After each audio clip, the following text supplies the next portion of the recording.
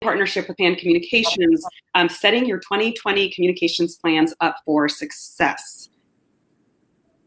Sorry, I'm getting said that we switched to listen only mode, but you all can still hear me? Oh, Carolyn and Darlene, I know that there's some audience issues.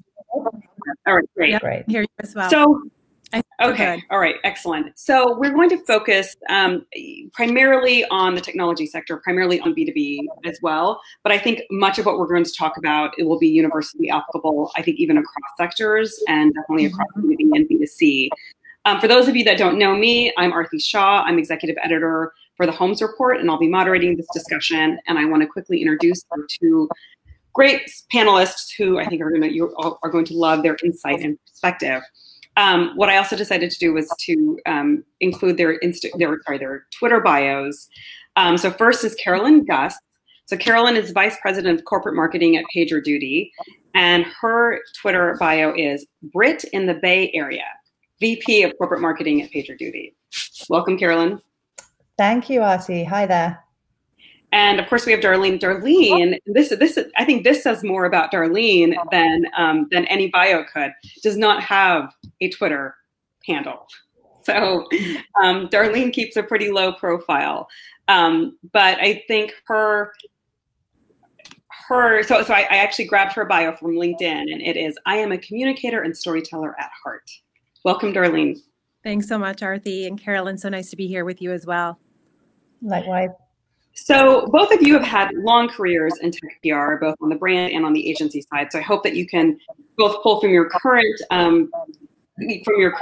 positions as well as kind of from your long history in this sector, in this business.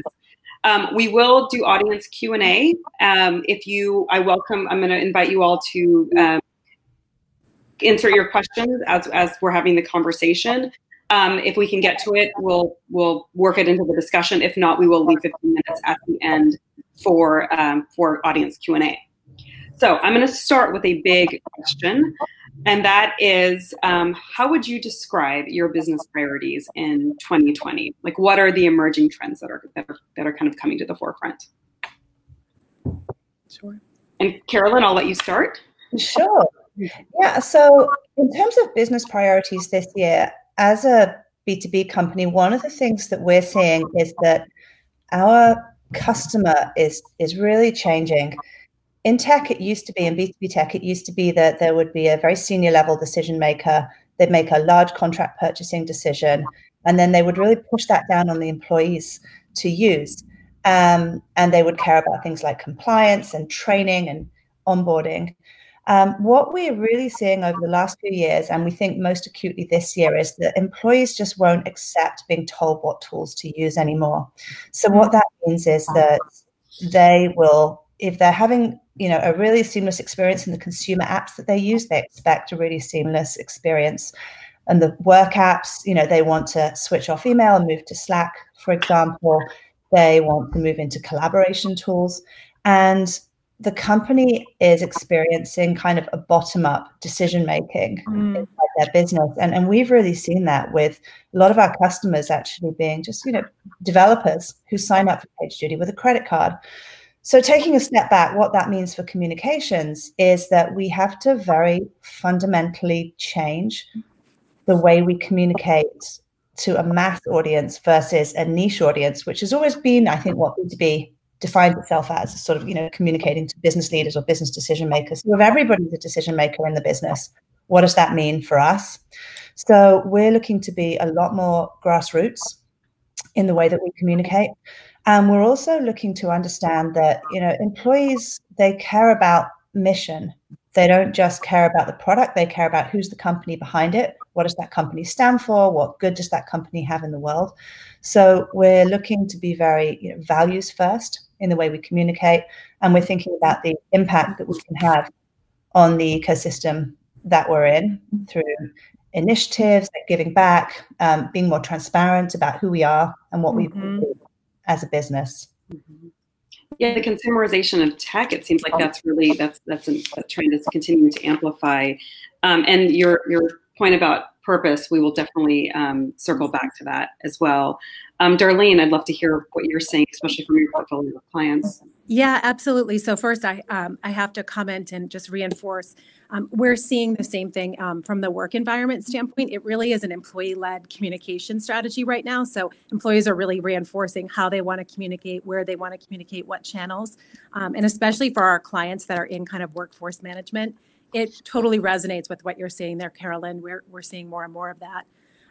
But holistically, taking a step back, from our client base, I think it's leads, pipeline. I don't think that has changed, and I don't anticipate it will change. We just wrapped up a client panel last week where we had kind of a cross-representation of our client base, both in technology and our healthcare practice areas. Pipeline was probably talked about, if I had a nickel for every time it came up, I would be rich. So that's definitely not changing. I would also say there's a kind of a big push for less is more this year.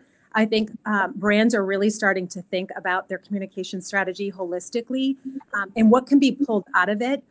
Where can they put 80% of the effort for the biggest lift versus, spreading effort across all channels. So I definitely think we're seeing more of a movement for less is more. And then finally, just a really integrated holistic approach. I think that when we're talking and thinking about communications, we can't be working in silos, really making sure that marketing and communications and sales are really partnered so that there's a holistic approach to the communications campaigns. And I would actually put in, and I know we're going to have some conversation around it, that we're even seeing HR join that conversation more. And how do we think about integrated and holistic campaigns that work across all of those channels?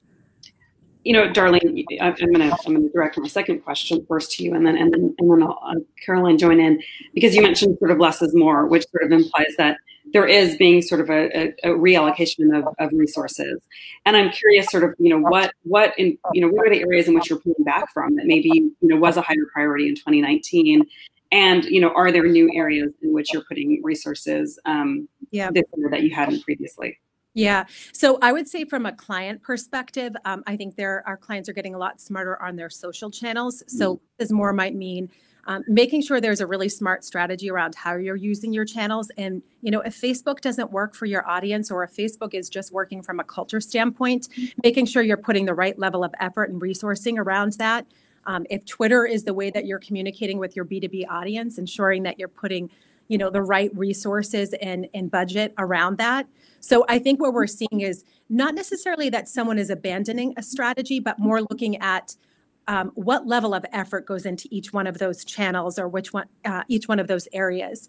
And I think similarly, when we talk about content strategy, certainly smart, really good content is still super important to our clients.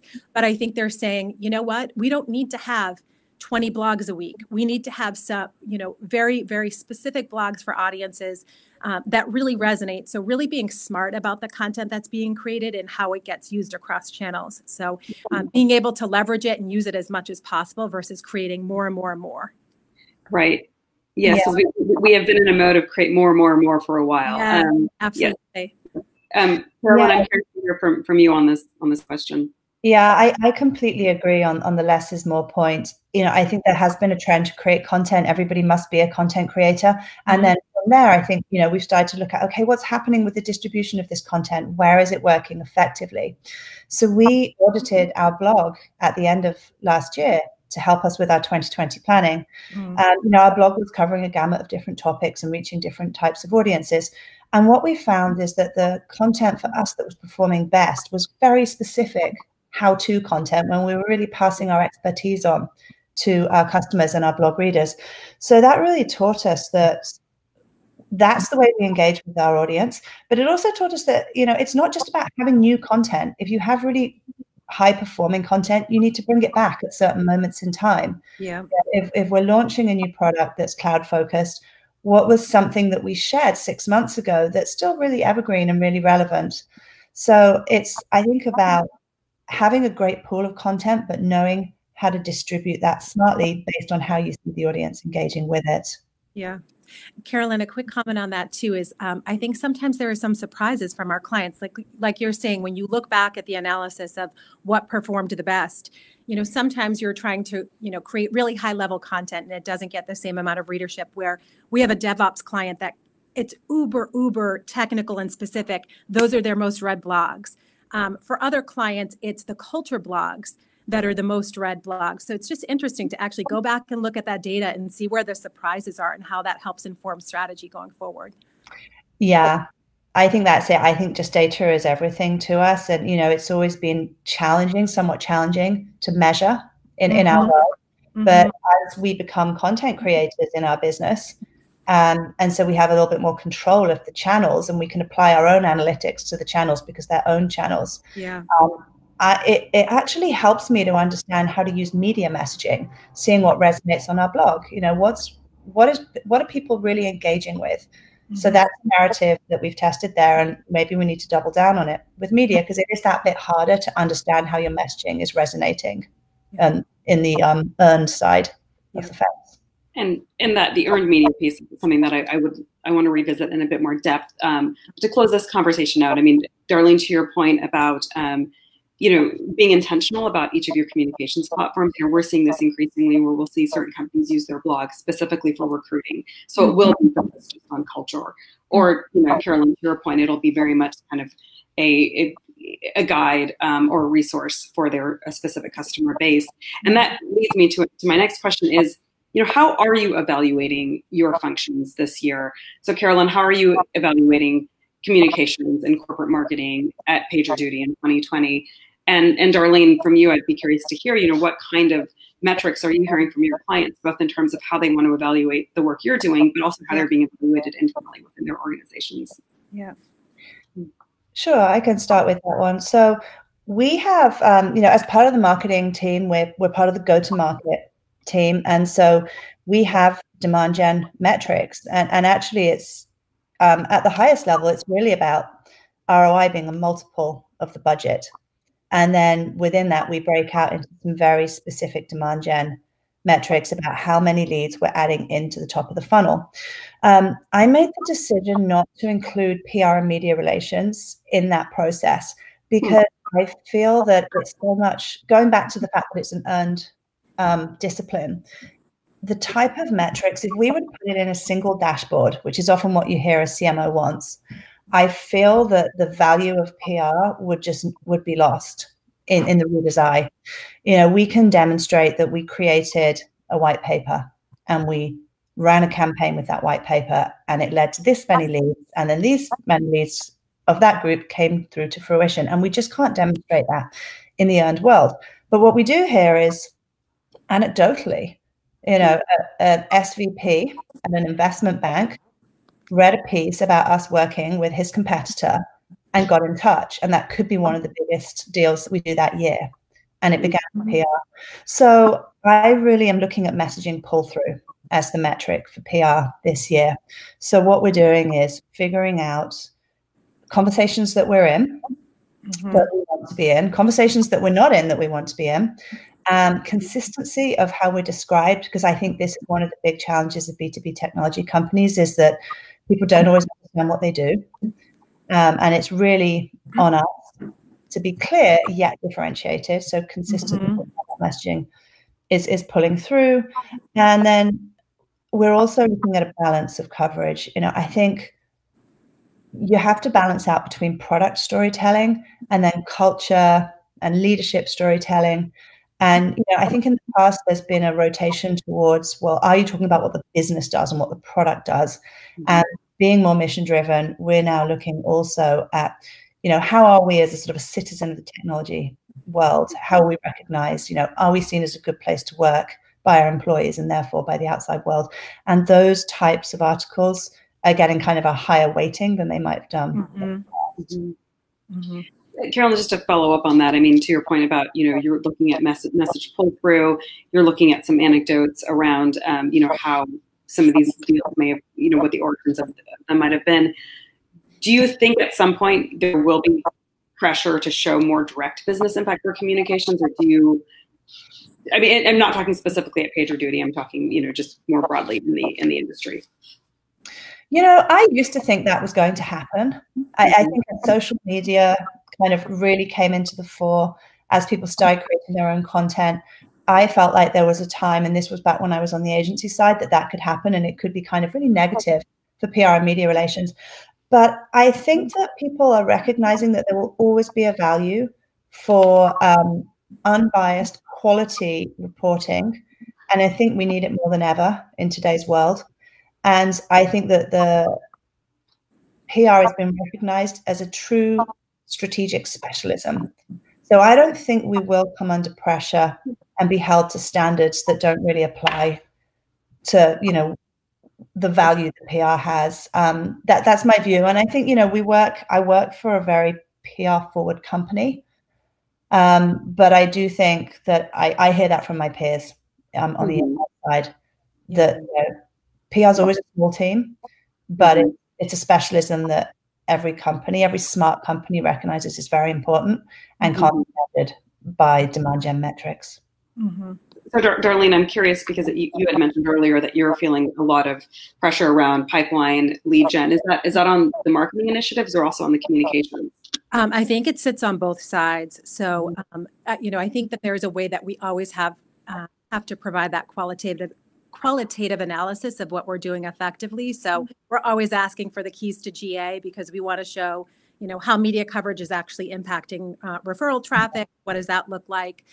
Making sure that we're really smart about, for example, when we're talking about media coverage, that it's in publications that actually matter, that actually hit the key audience. So having that weighting, as you said, Carolyn, some of our clients want that weighting of these publications matter this much, these ones matter this much. So everything is weighted appropriately. Certainly share of voice is still a big part of our ask and conversation.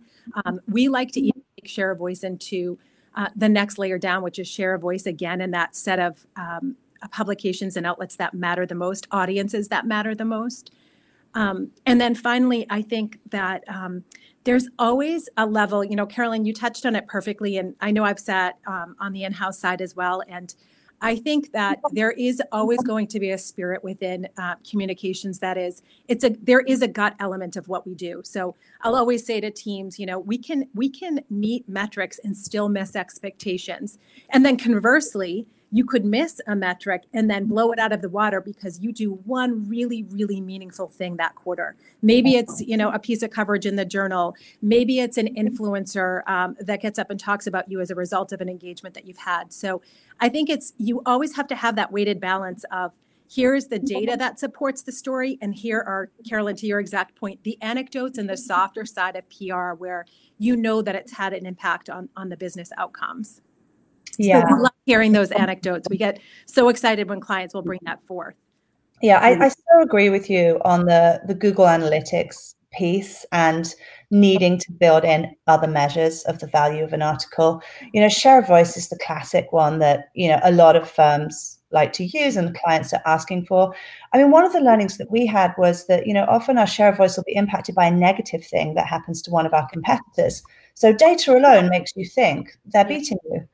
But they're not. So one of the things that actually my agency team did for our 2020 planning was to share something they developed internally, which weighted the types of publications based on our business goals. So if our business goals was to reach a certain type of audience, they would analyze the audience of that publication and then give it a weighting. So it was moving away a little bit from this typical idea of tier 1 has a large audience and tier 2 has a less large audience.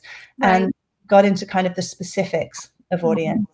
And that's been really helpful because going back to your point about demand gen and metrics, my boss does have a need for metrics, but I feel like if I can create a weighting based on, actual sort of PR criteria, media criteria, not marketing criteria, I can answer that need without having to kind of fall back on the old share of voice route.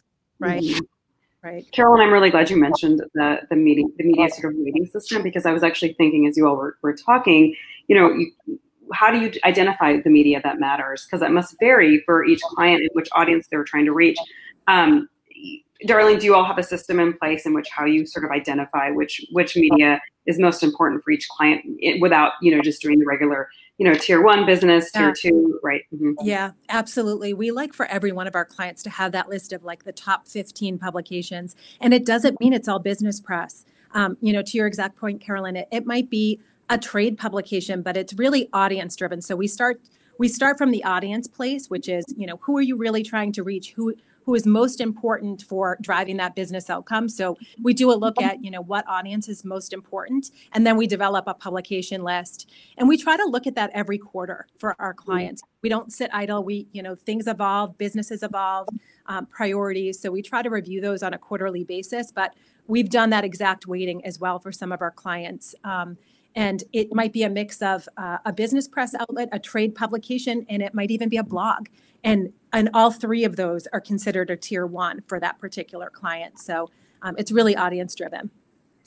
Yeah, I think that's interesting. I mean, LinkedIn has a huge audience. Yes. There are Forbes contributors with huge audiences. Medium can provide a huge audience. So it's really important to take a more holistic look, and I think not just base it all in traditional media. Yeah. We have certain moments where we want a publication with a large audience, and that might be if it's a significant product launch, and we know that they are followed by other publications. But we have a number of what I would possibly call tier 3 publications in our tier 1 list. So the New Stack would be an example of that. It's really well respected among developers and IT ops, and that's our core audience. So if we want to be credible, we need them to see us as credible. Right. So that's a huge priority for us. So, Carolyn, I want to talk a little bit more about some of the platforms you mentioned: YouTube, Medium, LinkedIn. But first, I want to round out our earned media conversation to talk a little bit about, we're sort of seeing a swing back to earned. It felt like there were a lot of distractions for a while, and everybody felt like they needed to be a publisher and be involved in all different platforms and channels. But the research is showing that what ultimately seems to drive behavior is earned. But on the flip side of that, we obviously are continuing to operate in a really challenging news environment. We have newsrooms, an incredibly saturated news cycle. There's news fatigue. So I'm curious around, what media narratives are you all seeing that are breaking through right now? It's a really timely question. Sorry, Darlene, do you want to go ahead? No, go for it, please. It's a really timely question for me. We had a media dinner last night, and one of the things that we hear from media is just their time is so constrained to spend time with individual companies. So we actually hosted a dinner with some of what I would call our sort of peer group friend companies, so other SaaS businesses. So we had 4 CEOs. And we heard from all the media that was really valuable to them, not just because of the efficiency it creates, that you get to kill 4 birds with 1 stone, as one of the journalists told me, but also because of the type of content and storytelling that it engendered. Nobody was there to particularly push their own business and their own product. And so the media started asking us real macro questions, what impact do you think the election's going to have on sales for your business? Digital transformation, it seems so trite. Everybody talks about it. Where are we? What does that look like for your business right now? What does it feel like to compete with Microsoft or AWS? How are you going to survive? There are constantly new startups launching. Aren't there too many of you? Is there going to be consolidation? And, I found the conversation personally really enjoyable and engaging, and I think others around the table did. It was just really informative to me in what media need right now. They're looking to report on perspectives that all of us care about. It's the big stories, not the precise stories. Yeah, I couldn't agree more. We see that same thing. First, Aarti, to the way you started discussion, we've definitely seen that swing back to earned media over the last year in particular. And interestingly, we acquired a UK firm in the summer. And one of my first meetings with the CEO and now our managing director of that office, he said, "Are you seeing a major swing back to earned?" And he said, "We see it in our market as well." So it's interesting that seems to be the overarching trend. And I think it actually directly ties into one of the things that we've seen more demand for over the last 12 months, which is developing executive thought leadership platforms, because I think that's where we get our clients into conversations that are bigger than their company. It's about, issues-based conversations and things that are happening in the broader markets. It might be, just much bigger macro conversations, to your point, Carolyn. And I think that's why we've seen more demand for thought leadership platforms and executive platforms in particular. Mm-hmm. So in terms of executive thought leadership platforms, I'm just curious how you all use LinkedIn blogs, how you use Medium, have you tried podcasts, and how do you measure whether these things are working? And I asked that because, I was in DC a few months ago at an event, and we had Microsoft there, and they said this on stage, and they said, they actually put a pause on podcasts because, as trendy as they are and as, ubiquitous as they are, they had a really hard time evaluating whether people were actually listening to them all the way through and, what kind of impact it was having. So given the amount of resources that was, that were put into the production, they decided it made more sense to pause. Mm-hmm. So I'm curious with these platforms, whether you have a YouTube channel or a LinkedIn thought leadership blog, or like you mentioned, a Forbes networkers blog, like how many resources are you putting into some of these external platforms? We launched our first podcast this year, actually end of last year, and it's very engineering specific though. So to your point about our people listening to the end of podcasts, we've been wondering the same thing. We participate, so our CEO will participate in other people's podcasts, screening for those that we consider to have a really big audience. But going back to the analysis that we did of our blog, and we found that the how-to content performed the best, which is focused on engineers, we launched a Paid It to the Limit, it's called Podcast, where we share that content in a podcast format. So it's an experiment for us. But our hope is that by being very niche and with the audience that we're going after, we're going to get really high engagement. So I will report back on how that goes. I think it is very hard. Podcasts were so trending that everybody got one, and it was very hard to know, is the effort really resonating? Mm-hmm. Mm-hmm. I think within our client base too, again, it comes down to the level of specificity. We have one client that has a podcast very much targeted at the developer audience. They love the content. It's done quarterly. But it's very specific, and measurement, Aarti, to your question there, around downloads, referrals, social mentions. So those are kind of the dimensions that our clients are looking at when they review the podcast. But when we talk about that less is more thing, I think for clients, is there a specific audience that they want to be targeting? And then, what's really the right touch? You don't need that to be weekly, perhaps not even monthly, but maybe quarterly is the right touch, or monthly is the right touch, but making sure that it's uber targeted and that you're not spinning something that's read by a very small listener set. Similarly, on the thought leadership campaign, I think that we see that's definitely more multi-channel. I think when we see that done effectively, LinkedIn is almost always a key part of that strategy. 99% of the time, if we're doing an executive thought leadership platform, LinkedIn is a key outlet. There's social channels. What kind of speaker presence?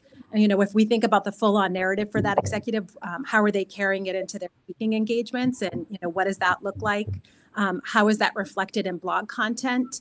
And then also in the media. So, I think when we're kicking off the platforms, we're always thinking about what is that high-level narrative for that executive, and then what are all the opportunities we have for carrying that story forward, using those channels smartly. Right, because it's interesting. So you had mentioned at the beginning that some social channels that some of your clients were kind of pulling back from, but it sounds like they're amplifying their presence on LinkedIn, yes, and perhaps pulling back on some of the other channels. Yeah. I'm mindful of the fact that we are at the half-hour mark, so I just want to again remind those in the audience that feel free to kind of send questions along as we're having the discussion, or you're welcome to wait till the last 15 minutes when we formally open it up to questions. But I want to make sure that we touch on two things that we haven't talked about yet, and the first is employee engagement. as we talked, as we have talked about, actually, employees have become one of the most critical stakeholder groups, especially for tech companies, because of the recruiting benefit of that. So Carolyn, I want to start this question with you. I know PagerDuty just hired a chief people officer with a focus specifically on culture, diversity, and inclusion. And I'm just curious, from your perspective, what role do you play in sort of shaping those things with this function? Sure. I mean, we're very closely aligned with the people org in our team. So in our structure, internal comms is part of comms, not part of people, but it's very much a hand-in-hand relationship.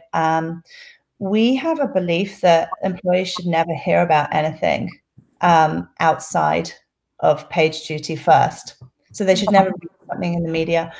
When we became a public company last year, that became more challenging, but we're still holding ourselves to that standard. So as an example, when we report quarterly earnings, we gather everyone together so that they can watch the broadcast. And then immediately after the earnings call, instead of going into investor callbacks, our CFO will come in and do a town hall conversation with staff. So we're really trying to stand by that value that we have. Anytime we announce something, we announce it to the company first, and then shortly after we make the external announcement. And we do that because, I mean, there's two reasons really. One is that you just don't know if employees are going to leak something. So actually, in today's world with social media, internal and external have to be timed together. But the greater reason that we do that is because people first is one of our values. So if you're not actually putting people first in all these moments, you're not really living up to your values. And we benchmark and monitor very, very carefully what's happening with employees, because there is so much competition and people are constantly, getting approached. So we really, we can't have our values be something that we just talk about and don't live.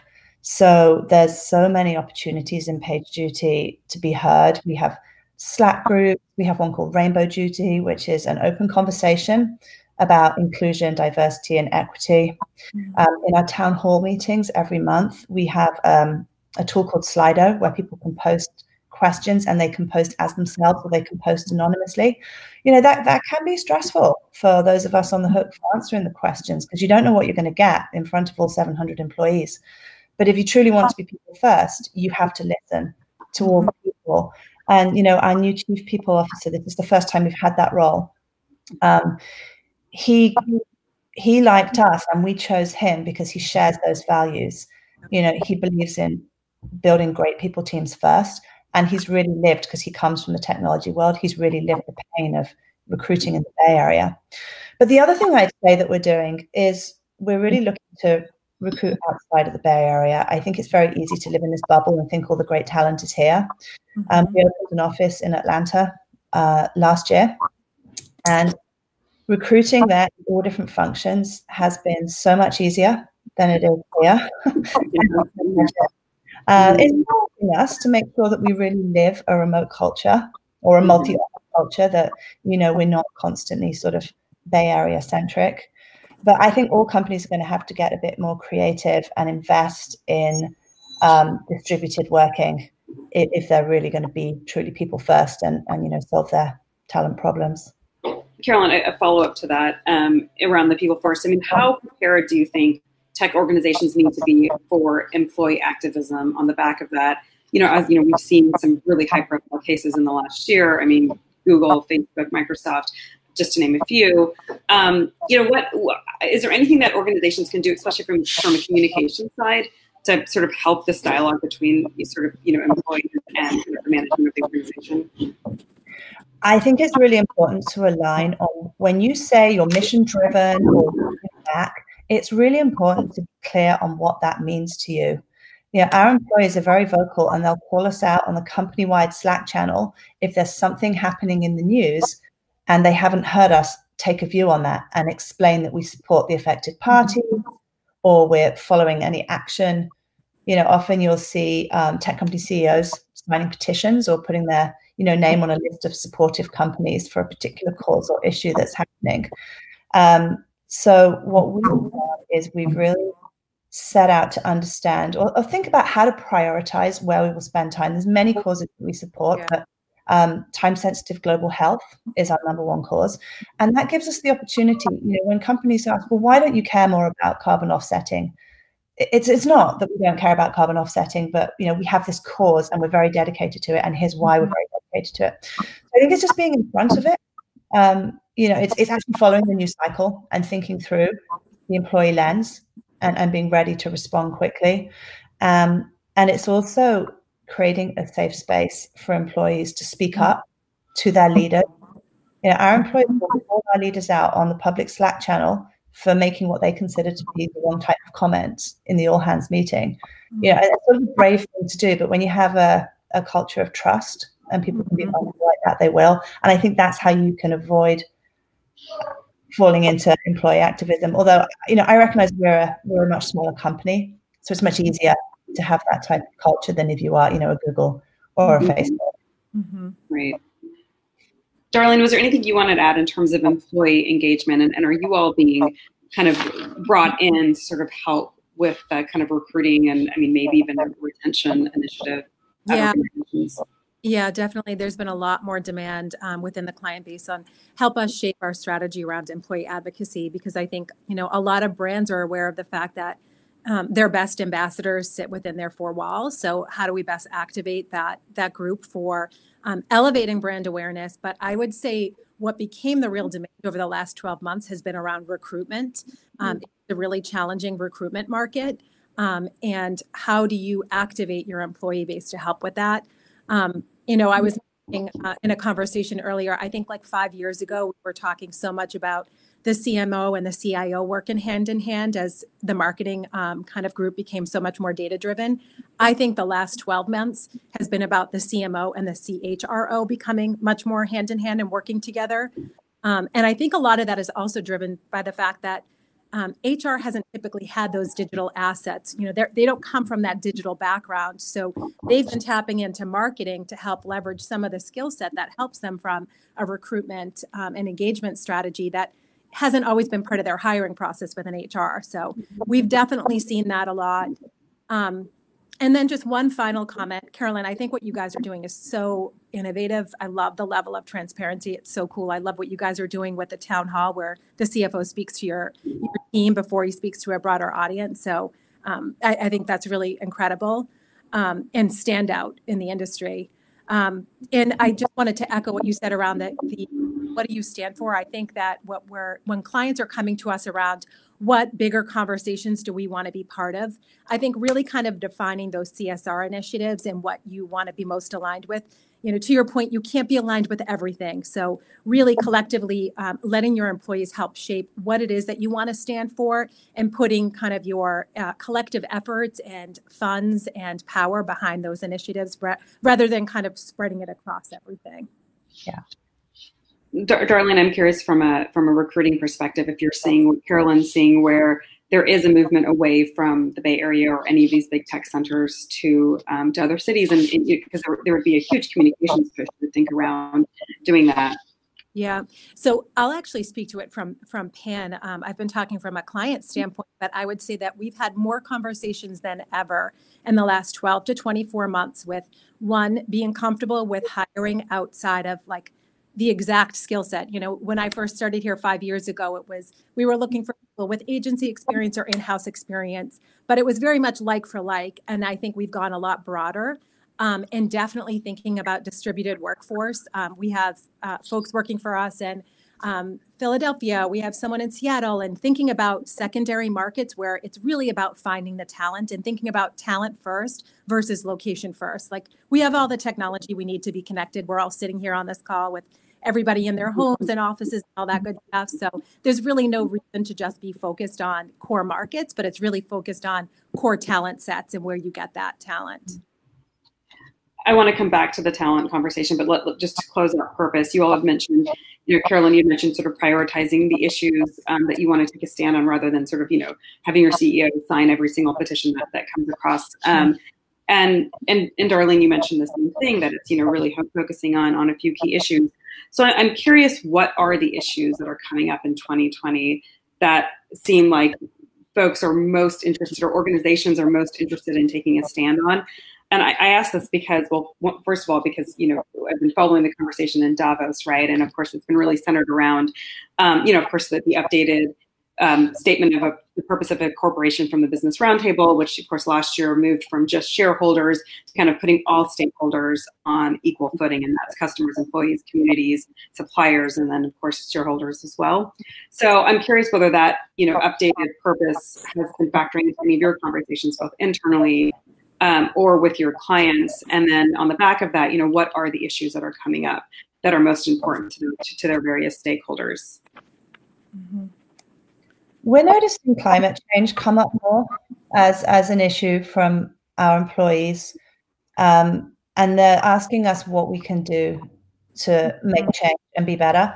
And we, as I mentioned, we had chosen time-sensitive global health as an issue because we feel like it's an issue of access, and technology is often an enabler of access, and so that's why we went down that route. But then we've had to make some changes ourselves. Just to give you a small example, we have lunch brought in every day, and we've banned all use of disposable utensils, because we were starting to hear from our employees that climate change is really growing as an issue. It's feeling more urgent to everybody, particularly for younger employees, because it feels like the next generation will be impacted. So we're going to have to think, this year, I mentioned the example about the carbon offsetting question. Employees really want to know, great, we're a distributed company, but we're flying a lot. So what can we do about that? Yeah. So we take a long-term view on the initiatives we support, but that's one that's definitely rising up, and we're going to be starting to have conversations. 2019 was the year that we funded PD.org, which is our fund. And the year prior to that, we joined the 1% Pledge. But we really need to think now, as we continue to fund PD.org, what's next? What's the big issue that we feel like, A, we can have an impact on, but B, why we should be there in particular? Because I don't think we want to do things because they're of the moment. We want to understand that maybe our product can be helpful, not just money that we give. Mm-hmm. Mm-hmm. Darlene, are there any issues that clients are coming to that seem like are really coming to the top? Yeah. Climate change, I think, is what Carolyn has mentioned, and kind of healthcare access. Is there anything that you're seeing? Yeah, definitely environmental conversations and issues for. I would say beyond that, D&I has been a huge topic within our client base this year, and how vocal are we willing to be on these issues? How much do we want to be saying? What's our position as a company? So I think that D&I has been a huge one for us, and a lot of questions around that. I will say that when we're counseling clients, there's a lot of reticence from clients, and a lot of it's driven by how willing an executive is to go out and speak on these issues. It's very much, if your CEO is the spokesperson, it's very much CEO driven, how willing clients are to speak out on issues. So we get a lot of clients who they have a position, but it's if someone is willing to go out and speak on that position on behalf of the company. So I think I know the three of us chatted about this a few weeks ago, but we're only going to have more of this conversation in this year of election. And it's going to be a hot button issue for sure for clients in the industry. Oh yes, no, it has already come up on pretty much every call that I've done with folks. One thing that we didn't talk about was data privacy versus data security, and this is interesting to me because new research is showing that basically consumers have a pretty high level of leniency and understanding when a brand is a victim of a cyber attack, but they have less patience with like a willful exploitation of their data. So I'm wondering if this is, because you all both work, in technology, whether this conversation is coming up. Yeah, I'm happy to start off. One of the things I was going to actually mention at the top of the call around one of the demands that we've seen is because every tech company is essentially a data company today, we've seen a lot more conversation around crisis planning. And a lot of that is how do we react in the moment to any data issues, even if there's so much in the gray area when it comes to data use that I think we have a lot of clients asking about how do we think about this? How do we plan for this?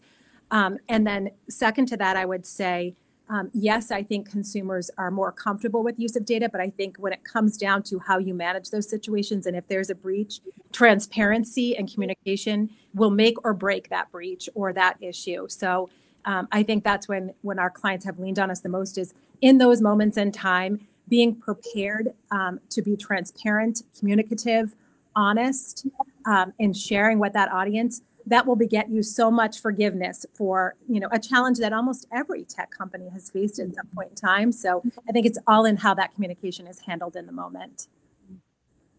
Yeah, I agree with you, Darlene. I'm not having that experience at PagerDuty. We're not using that type of data. But when I think back to being on the agency side and working with clients, transparency and speed of action as well. And I think when it comes to transparency, one of the very challenging PR questions is, can you truly go off the record with a reporter, be vulnerable about the fact that you're not perfect and you want to make changes, and have that be a successful PR strategy for you? Because my belief is you can, and I agree with you, Darlene, but I think where that becomes challenging with different stakeholders is that puts the CEO in the spotlight, and they're not personally accountable. Often legal teams will feel very uncomfortable with that approach. But the one thing I think we all do know is that it gives the communications experts a seat at the executive table in figuring this out, because it is not an issue that's going to go away. And hiding from it will really just ultimately to, essentially kind of create your demise as a business. I love that, Carolyn, the value of sort of being vulnerable in moments like that. So we have about 15, slightly less actually than 15 minutes. I do want to remind the audience, if you have questions, please feel free to include those here. If not, we'll keep the conversation going until the top of the hour. We've had some great comments, but if there's any questions, please feel free to chime in. So I wanted to talk about talent a little bit. Carolyn, are you hiring this year? And if so, what are the skill sets that you're looking for, and has it changed at all from what you would have looked for, say, not even just last year, but a few years ago? Yeah, it's a great question for where we're at right now. We started headcount planning, and we are hiring in content creation and customer marketing in order to help us tell our product story. So, I think what I might have thought in the past was, we need to do more to tell a product story. Let's hire a product PR specialist who will work with the media and attend industry events. And we're actually not going down that path. So we have a comms director on our team, and we have an executive comms leader. But we're looking to really mine customers and tell stories with customers to get the message out there. And so customer insights, we find, is crucial, because we're just noticing the media, they don't want to hear your product story and your features. They want to hear what difference did you make for a customer. So that's why we're making that type of hire, but to hit product goals. And then on the content side, it's really about having more kind of shareable, snackable content pieces that we want to share. Say we have invested in having a podcast, or say we've created a pretty significant research report. It's not a one-time only thing. That's content that can live on an ongoing basis. So we're looking for somebody with the skills to pull small narratives out of that, create visuals, and get that to really resonate across our own channels. And Darlene, you had mentioned that you all are kind of expanding the profile in terms of what you look for in talent, and of course, both in background but also in geography in terms of where you might be based. Is there anything else you're noticing, Darlene, from the type of person that both wants to work at somewhere like PAN, or the type of needs that your clients are having from a talent perspective? Yeah, so I would say for PAN specifically, yes, we've been a lot more open about location. And I would say that there's been a little bit of a shift to more versatility in players. So we have a lot of specialists within PAN, specialists in our IM group, within content, creative. And I would say that a lot of the skill sets we're now looking for is someone that can be a little bit more versatile across all functions. So someone that, has a core level of understanding around IM capabilities, who can do the media pitching, who is a creative thinker. And I think that, what we've gotten our teams really comfortable with is there's a lot that you can teach within this, but passion, curiosity continue to be kind of the traits and attributes that we're always looking for, because everything else can be taught when those kind of core things exist. Within the client base, I will reinforce what you're saying, Carolyn, around, customer advocacy, and someone that can really harness that. I think, I've been doing this for 20 years, and I think that it's still a problem that clients have, is how do you get customers to be part of your story? But I think we've seen even more is like, how do we really elevate the voice of the customer, and how do we operationalize this within our marketing group? So we make sure that we're partnered really closely with the sales team to make sure that we have these customer stories as like an asset. So I certainly think that we've seen more clients either hiring or allocating a resource specifically to focus on customers. So I also want to touch on agency. I know, Carolyn, you have both been in-house and agency side. Now that you're back in-house, how would you describe, how can an agency be a good partner for you today? Yeah, I think I'm a big supporter of this best of breed agency model. I feel when I was working in the agency side, and I was working at Method Communications, and that's definitely a best of breed agency, I felt the pendulum swung that way in terms of what clients were looking for. And now I've gone on the client side. I feel I have a sense of why. I would put them in the camp of best of breed at media relations with technology media. And I feel it's so crucial to have that skill down. And actually, hearing both of you say you're hearing media is growing in importance, it really brings that home. I think what happens a lot with marketers, though, is if you've got a marketer managing a PR agency, they feel that agency should be able to take their marketing materials, which are designed for a customer audience, and make that resonate with other types of audiences. And then they ultimately end up frustrated. So if that's what they need to go to a content specialist in addition to a great media relations firm, and really work on their storytelling. And I noticed some of our clients doing that at Method, and I'm feeling that is the need now that I'm on the in-house side. If you don't have great content in-house and you're not able to storytell with kind of an unbiased lens without drinking your own Kool-Aid, which is a hard thing to do, you're going to need some outside help from some professional communicators. So what we've actually done, in addition to having our, AOR, who does our media relations and really is connected in the tech world, we're working with a firm that is very strategic around training executives to land very precise messages, and then challenging us in our messaging development. Are you truly differentiated? Are you really standing up against competition? Do people understand what it is you're saying? Are you too kind of inside out? So I think that we will continue to see the importance of specialisms in the agency landscape, and the sort of total one-stop shop of I can cover every single need you have in every single market. Will sort of, they will struggle, and they'll need to launch kind of niche groups within their broader agencies. Interesting, because that's something that we've been seeing the trend move in that way, but the market seems to be divided into two, right? I mean, at the bigger end, it very much still is one-stop shop. We can provide all of your needs, but then we are seeing thriving boutique and mid-sized agencies that do one thing very, very well. We do have some questions now, so let's work through some of these. One is, speaking of talent, what advice would you give to someone that is just starting their career in PR and comms? So what advice would you give to folks who are say graduating this May? I'll jump in here. I would say just, keep a really open mind, be open to trying everything. I think that everything, if I look back, I don't know that I would have known. I also was agency side, then in-house, and then swung back around. And you spend a lot of time, I think, when you first graduate, trying to map everything out and thinking how, your career is going to look. And honestly, the journey it's probably not going to look the way that you imagined. So just take it all in, take every one of those experiences and build on it. And know that you don't have to have it all figured out. If I could have gone back to my 23-year-old self, I would have told myself, relax, chill out, learn, engage, be curious, have great mentors, and the rest kind of follows, I think. Yeah, I've always been a person who had a plan.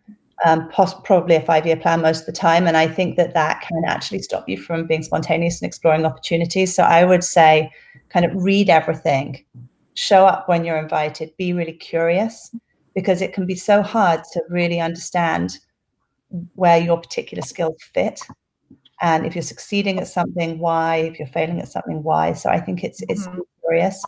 And then going back to what you said about mentors, Darlene, I do agree, and I've been lucky to have some great mentors, but I also think it's very hard for people to find a mentor and know how to ask someone to mentor them and engage with them. So I think advisors are really helpful, because I think mentoring, it's something we all want, and it's that sort of idea of a long-term relationship, but just advisors in certain elements, like go and email somebody and ask for their help, ask them for a coffee, ask them for some feedback, but be open to doing that yourself as well as you get further on with your career. Sort of good karma, basically, paying it forward always. Excellent advice there. So another question from Dan Sorensen. It seems like contributed articles are becoming increasingly difficult to place. How do you go about prioritizing them, and what's your approach to engaging editors? Yeah, sure. I'm happy to start off here. I definitely think, we do work on a lot of contributed content for our clients. And I think the number one thing that we always remind our clients about is making sure it is part of a macro conversation. We cannot be talking product. We cannot be talking company. And I think editors shut down when they hear that. They want to really understand how what you're bringing to the surface is, educational and part of a bigger conversation. So making sure it's not self-serving, that's like rule number one. And, I think that then it's really, either your internal PR person or your agency that really can find the right home for that content, but making sure it's based in conversation and broader trends versus company specific. Yeah, absolutely. I think I've said this a couple of times, like I believe in kind of niche messages to niche audiences. I think that's a place where contributed content still plays really well. So if you're working with developers and engineers, I think getting tips from your own specialists, it doesn't have to be a senior executive, that are kind of real and applicable is a great way to do content. Tying it into current themes is really important. There's shopping season, so be retail specific around that time of year. But one of the things that we're doing less of is trying to place what I would call broader kind of leadership content, our views on how to be a leader. And rather, we're working with contributors who already have their own large audiences. And Forbes is a great example there. So if we have a story to tell, we might sit down with a contributor, and, they obviously will write something because they're required to publish a certain number of pieces per month. And we feel it's better to sort of participate in reaching somebody else's audience than to try and create one for ourselves and create that content. And, we came to that conclusion, honestly, because we get into the point where we work with an executive and they would be drafting something with us and we wouldn't be able to place it. We'd have initial interest from a reporter, and then they would pull back when they saw the article. So, if they felt like it wasn't a reach for their audience, then we should learn the lesson that, it wasn't going to get enough eyeballs and it wasn't worth our time either. Yeah. That's a really good point, Carolyn. It's like, when to abandon something, when to say, look, this may not be the right fit. We are unfortunately out of time, but I am going to end with a futuristic question. We are starting a new decade. I'm going to ask both Carolyn and Darlene, what is your prediction for this industry in the next 20 years? It could be as science fiction as you want. I don't mind going first, although I don't think mine's science fiction, but, I would say that no matter how much, technology we have in place, the humanization of the story will always exist. 20 years, 40 years, 100 years. It's like, at the end of the day, we are humans, technology enabled. So I think the humanization of all stories for brands, for people, will always be paramount. Yeah. Excellent. I think the erosion of trust will cause some change in how we consume our news. If you look at the New York Times, they're one of the few traditional outlets whose business model is succeeding right now. People are signing up for a subscription because they've stuck to their principles. They're not trying to throw out a ton of content. They're really trying to create high quality content, and they're holding our leaders accountable. And I feel that, you know, in an era where trust is so broken and, you know, Facebook is accused of sort of meddling in elections, we need more sources of trust. So I think we'll start to see some of the additional media kind of win through. There'll be a smaller group, but they'll rise up again in importance, and it won't be this kind of total democratization of content, and what you read on a feed and from a blogger is as important to you as, you know, somebody with quite a lot of journalism behind them. A very hopeful and optimistic view from both of you. That was great. Well, thank you, Carolyn, and thank you, Darlene. This was an excellent conversation. And if I'm sure, you know, if folks have any follow-up questions, they probably know how to reach us from our Twitter handles, which I believe was available to everyone. And this recording, I believe, will also be available. So if anyone had any issues signing on early or any sound issues, hopefully the link should work. And if you have any colleagues who wanted to join but weren't able to, definitely feel free to share the link with them. And we will also be writing a summary of this conversation in the Holmes Report, so you can look for it there as well. Again, thank you everyone for joining, and thank you to our great speakers. Thank you so much. Thanks, everyone. All right. Have a great day, everyone. Bye-bye.